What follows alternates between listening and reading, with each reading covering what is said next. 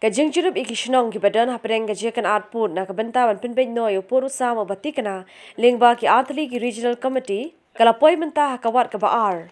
Hakabah ka art play tarik unai wing aja art poi ki no yalam chuki ni ki committee ki lahiar banjurip biang sa ki katu ka nitli ki Shnong hapur ki badan hapo ka hima nongspung jong ka than jirang hapo Meghalaya bar upur jong ka Assam.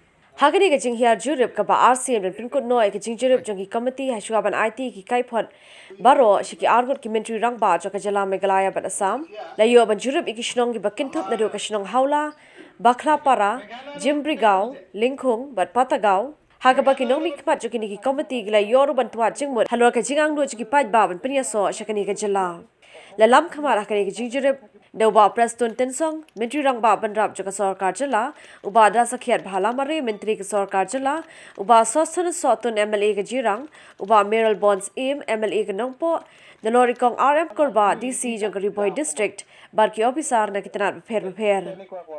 Karbana ke Jala Assam Bat Alam Komando Piyush Hazarika, Menteri Joka Sarkar Jala Assam, Barki Wei Kiwei Kirang Ba Sarkar, Kentup Nadoki Officer, UDC ke Kamrup Barki Wei Kiwei De.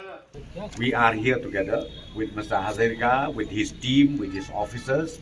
And this again, I just wanted to remind all of you, this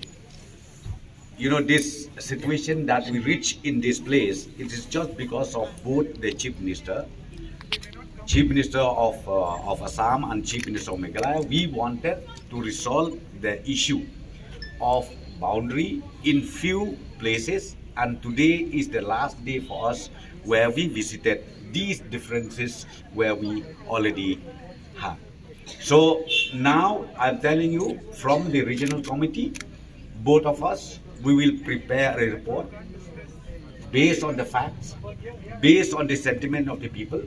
We will send the report within 30th of this month to our respective chief ministers. From Assam, Mr. Hazarika will submit it to the Honorable Chief Minister of Assam, and then for Meghalaya, we will submit it to the Honorable Chief Minister of Meghalaya.